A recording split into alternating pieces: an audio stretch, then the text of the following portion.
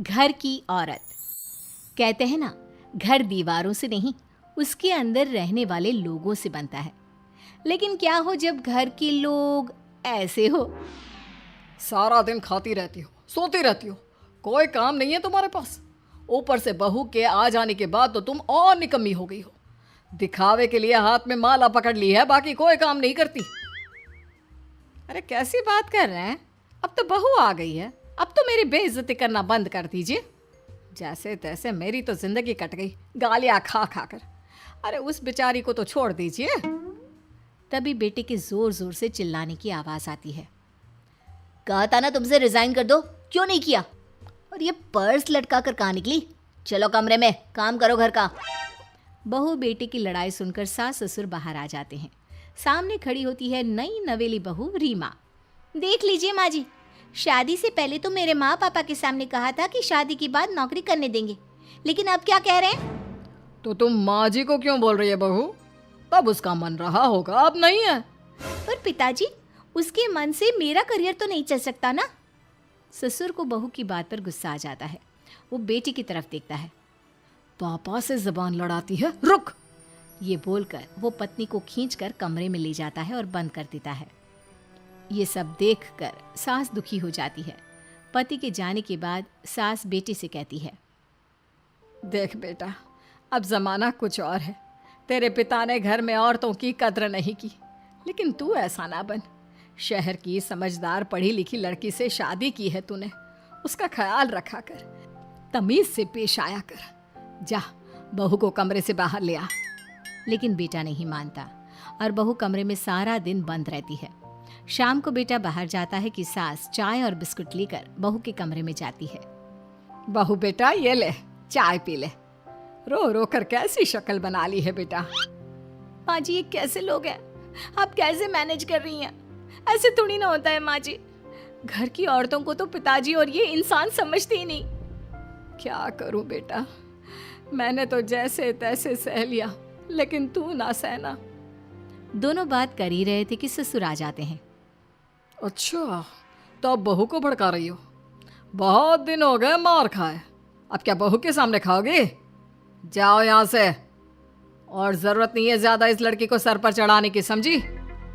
बहू को ससुर की बात पर गुस्सा आ जाता है, लेकिन वो कुछ नहीं कहती। आए दिन बहू देखती है कि कैसे उसकी सास और उसके साथ उसका ससुर और पति गंदा व्यवहार करते हैं। फिर एक दिन, ये क्या बनाया है? खाना बनाना नहीं आता क्या? ये बोलकर वो खाने की भरी सारी थाली फेंक देता है। अरे बेटा कोई बात नहीं, शांत हो जा, मैं अभी बाहर से कुछ मंगवा देता हूँ। हाँ पापा, ऑर्डर करिए। ऐसे खाने से तो पेट भरने से रहा। वैसे खाना तुमको बनाना आता नहीं और बाहर जाकर नौकरी करना चाहती हो। अरे तुम जैसे को तो पूछते भी नहीं है बाहर। बहू को पति की बात पर गुस्सा आता है, तभी सास बोल पड़ती है। तेरे से ज्यादा पढ़ी लिखी है, वो तो तूने इसे कहा था कि तू नौकरी करने देगा तो तुझसे शादी कर ली, वरना ना ही करवाते इसके माँ बाप तुझसे शादी इसकी। और कमाती भी ये तेरे जितना ही है बेटा।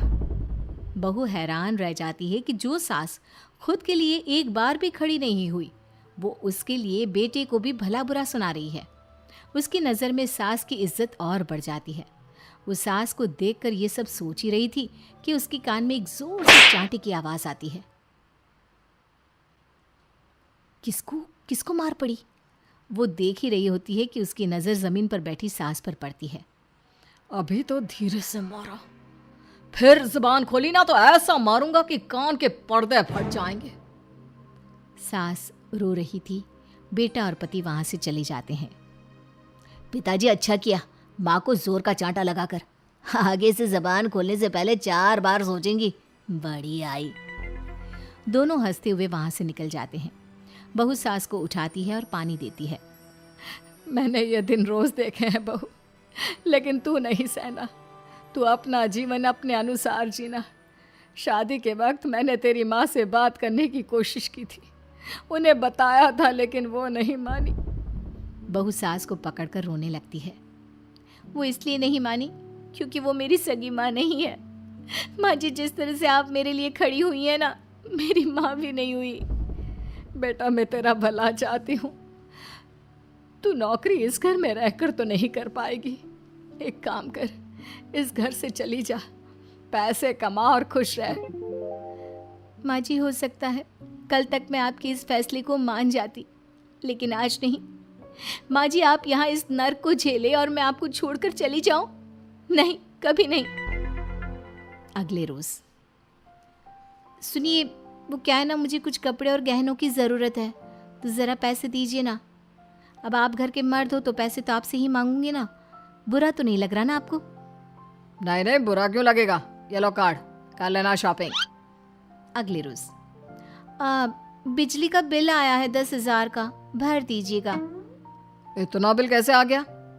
बेटा वो क्या है ना, सारा दिन बहू घर में रहती है तो कमरे में एसी और टीवी चलता रहता है।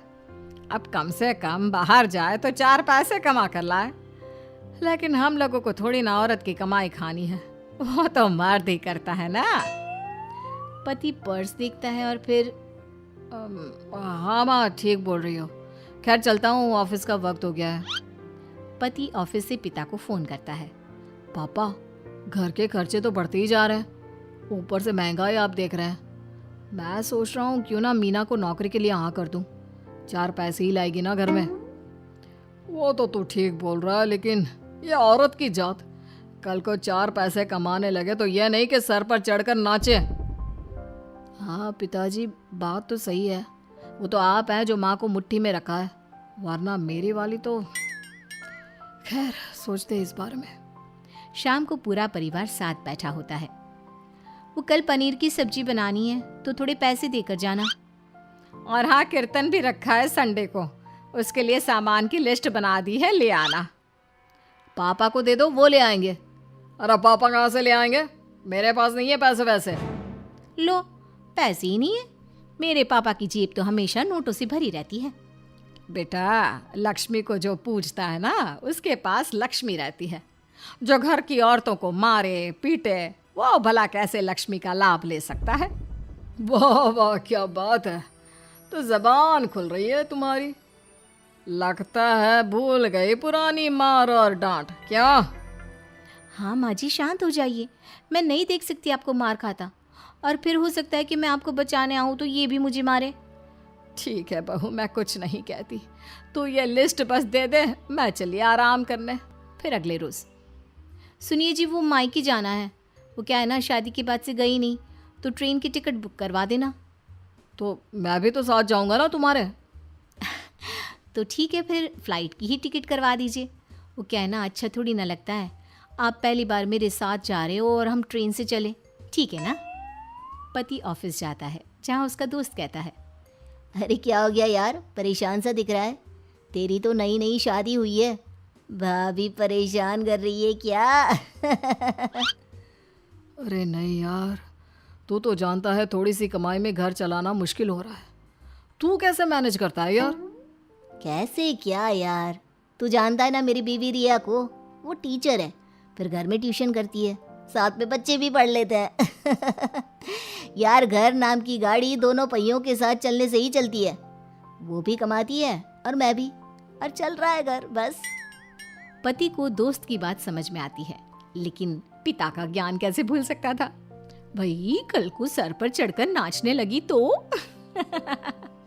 शाम को घर आता है, जहाँ उसकी बुआ और उसका बेटा बैठे होते हैं। अरे आ गया लल्ला, कैसा थका थका सा लग रहा है, सब ठीक है ना? नमस्ते बुआ, कैसे आना हुआ? कैसा है रमेश? भाई को तो भाई की याद ही नहीं आती। अरे नहीं नहीं भैया, याद नहीं आती तो यहाँ कैसे आता, ये लीजिए मेरी शादी का कार्ड, जरूर आना। पति कार्ड खोलता है। डॉक्टर रश्मि, अरे वाह, तेरी होने वाली बीवी डॉक्टर है। और क्या भैया, आपकी बीवी इंजीनियर तो मेरी डॉक्टर।